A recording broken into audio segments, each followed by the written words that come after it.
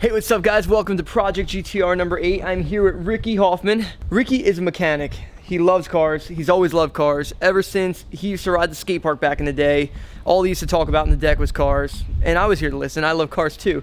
But Ricky actually went to school to work on cars. Where'd you go to school at? Universal Technical Institute, or UTI. You guys have seen the commercials. So Yeah. I know you have. They're everywhere. Ricky's on the commercial. He's like the guy that's like, and now he's a master mechanic. He knows everything about cars that you could possibly know. Everything. We're gonna go over the R32 GTR and we're gonna see how this thing is running. So far so good, it looks all right. So far cleaner than I expected. Yeah. So far it's cleaner than Ricky expected, so that is good. So what we're gonna do is go over just a couple different things. So Ricky already pulled the spark plug. So looking at these things, what do you read, Rick? You're like a palm reader with a set of spark plugs here. What kind of story do they tell? Well, as you can see here, there's a lot of oil and fuel on the threads a little bit, which is very typical for an older car. Not a big surprise. The gap here has kind of opened up a little bit in between the electrode and the ground. And this discoloration here in between the plug and the insulator shows that they got some wear, they got some miles. If you had to guess, how old are those spark plugs? Not stock, not new. Definitely not new. That fills out the gap between 1989 and 2016 pretty well. Yeah. Is there anything that pops out, you know, immediately when you look at this thing, when you're like, what's going on here? Well, we got a nice catch can here that has a broken tube on it. There's supposed to be a tube here that's supposed to tell you how full it is, and that's gone, so it's just dripping oil all over the frame. It's putting some nice oil all over the battery. That's good. Yeah, you see that? There's a tube that feeds into the battery, so the battery is properly lubricated. Yeah, that's good. But we can fix these things. They're all small stuff, right? Little stuff, man. Cool, so what are we gonna do first? Now we're gonna do a compression test to make sure the motor is nice and healthy. If they have equal or very similar compression all around, put the plugs in it and fire it up. It should run tip top. Okay, so real quick, let's talk about a compression test, exactly what's happening. This is just a simple compression test gauge here. All it's literally doing is measuring how much compression is inside of the cylinder. You spin it over about 7 or 8 times. This gauge is gonna tick its way up, hopefully somewhere within this region. And as long as they're all pretty equal parts all the way around, that means the motor is nice and strong and healthy. There's nothing damaged inside the engine, I guess you could say. So if one's lower than the rest, substantially, we have a problem. So we are going to do a compression test on my R32 GTR, and we're gonna see how this motor is. I mean, it sounds really good when I start it up. Healthy, yeah. It sounds good, so I'm expecting. I have high hopes. Yeah, I'm expecting great numbers, just like Ricky. Nice high hopes for this thing. So let's get this going.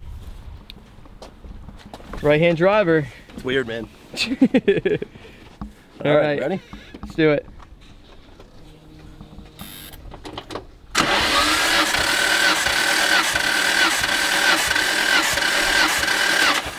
.161 is a good cylinder, Ricky says, right? It's a good cylinder. Cool, let's do the next one. Cylinder number 2.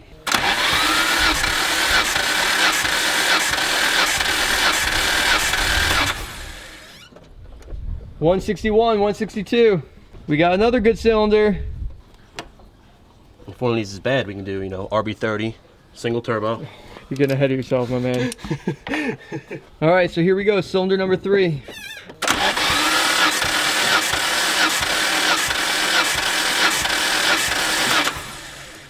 .160. Well, I'm not gonna lie, Scott. What? I don't know why your winch wipers are on when they're set to off, but they were going. Dude, I noticed that a couple days ago too.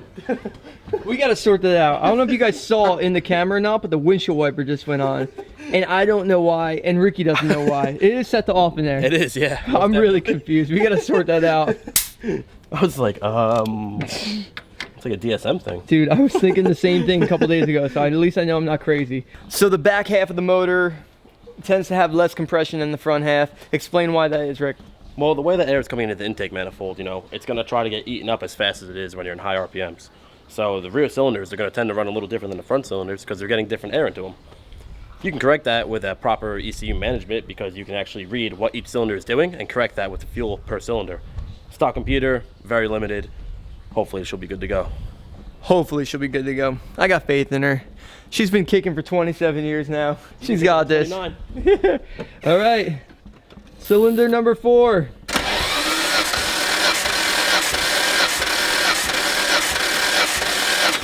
All right. Same. 161. This is when we start to get nervous. I think she'll be healthy. You feeling good about this? The motor sounds healthy. You can really usually hear if it's got a down cylinder. Oh, damn it. Who put that hood there? Yeah, I just hit my head in the hood. These things happen. All right, here we go. Cylinder number 5.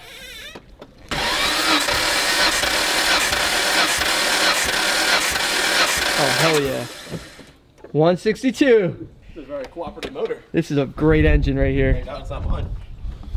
Mine is up, down, up, down. Yeah. This one's off, that one's off.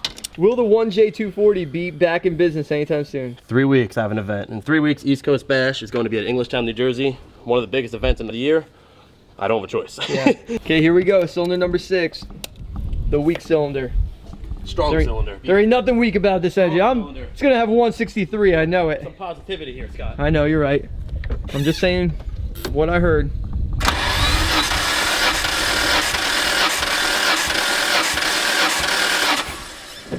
A little bit weaker, a little bit weaker. What are we at? 158. You should have seen the look on my face when I did my number 6 cylinder, Yeah. and it was like 50. Right? This is a healthy engine, very Good. healthy engine. Great, great. That's really good to know. Ricky says that the engine checks out. We got compression pretty evenly distributed across all cylinders, so that is definitely a plus. Now, the culprit. We need spark plugs. We need spark plugs, don't we? Let's go get them. We're gonna go head over to an automotive store and we're gonna go pick up some spark plugs. So you guys come along with us. NGK copper?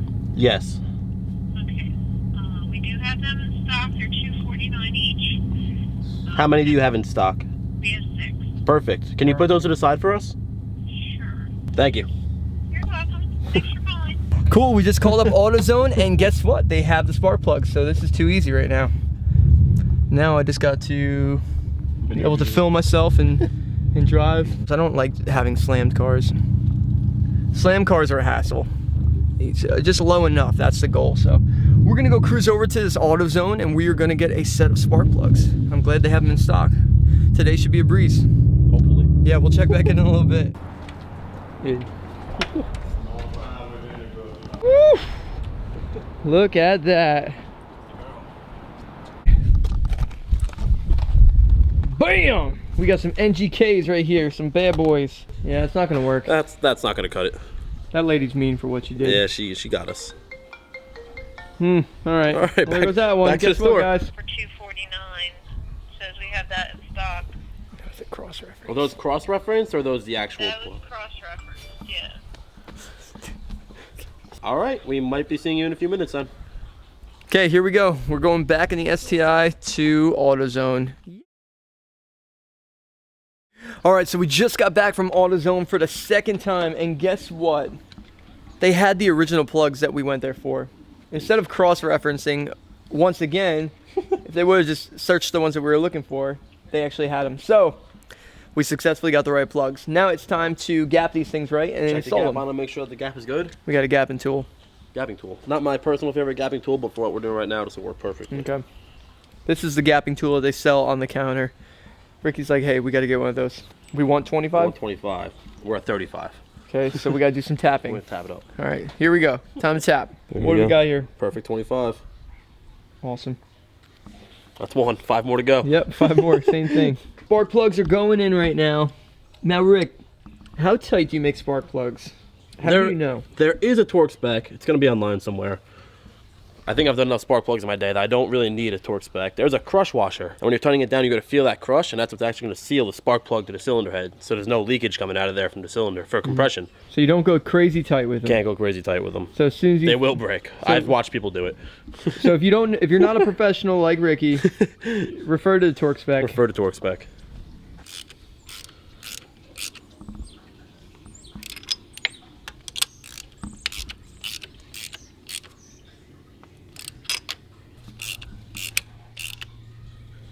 So the coil packs have been installed. Now we can start putting everything else back together. So is there anything we should point out about installing the coil packs? That rear ground on the back of the coil pack harness. If you do not ground that harness, your coils will not fire properly and you will have tons of running issues, or it will not run at all. All right, so the coil pack cover is back on the car. Are you ready to start this thing up yet? Let's start it up. So it should run better now, right? First crank. First crank. Calling it. Yes. Look at that. This is a really nice engine bay for a 27-year-old car. It looks clean as could be. We got to get this thing sorted out next. We don't need to lube up that battery anymore. Here we go, moment of truth. We're gonna need a key though, aren't we? I would like a key. Yeah, we're gonna need that. Here we go.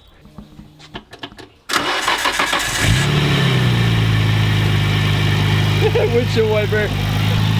What's going on with the windshield wiper in here? I think we got a loose connection somewhere, or a bad switch, or I don't know what we got going on. Yeah, it's gotta be. She's running good, nice and smooth right now. I'm gonna let her warm up. We're gonna take her around the block, see if it misses at all. She's insured, but she's not registered yet, so. It's my kind of car. All right, let's see what we got. When was the last time you drove a right-hand drive? 2 weeks ago?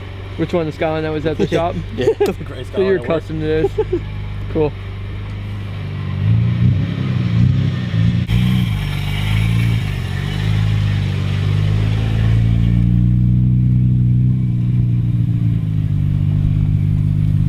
That looks so cool.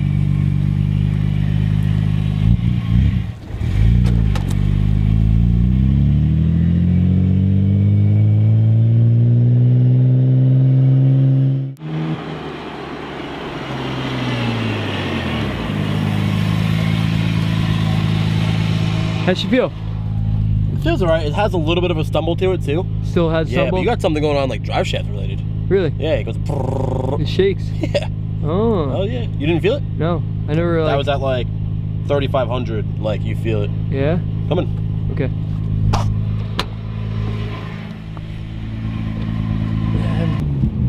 Ready? Yep. Ooh.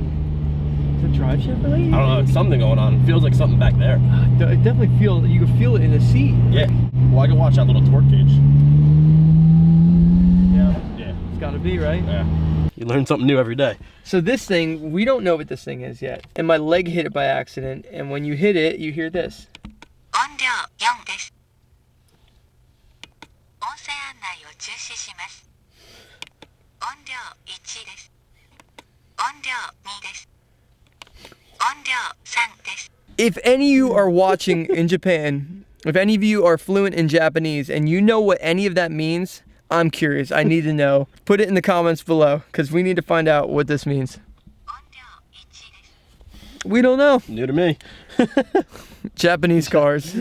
Real Japanese cars. Yeah. All right, so we just took a quick lap around the neighborhood in the R32 and we discovered a couple different issues that I didn't really know about. So Ricky noticed that under load, and we're assuming it's only because when you press the gas and you're kind of giving it boost, the car like shakes in the back. So there's like a rumble in there.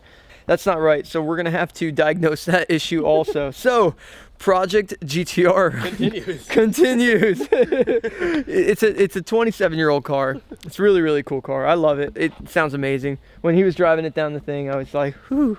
I got chills looking at it because that's how awesome it is. I'm really excited about it, but I know it's going to be a journey on getting this thing perfect, but that's the beauty of it. It's going to be a project series. So the reason why this car was so cool 27 years ago, it is extremely complicated. And we are learning that right now. So we're gonna get to the bottom of this thing. We're gonna sort it all out. We're gonna make it awesome again. I mean, it's not terribly far from it. It looks great. It sounds really good, but there's a couple different things we got ironed out. So I hope you guys enjoyed watching this Project GTR. Follow me at Scotty Cranmer. Follow Ricky. He found the horn button. Make sure that it works. Yeah. Boom. Cross that one off the list. Follow Ricky_FlipsCo. Remember to subscribe to the channel because we're going to do a bunch more of Project GTR and Project SCI episodes. So until next time, thanks for watching, guys. Peace. Oh my God. Look at those wheels.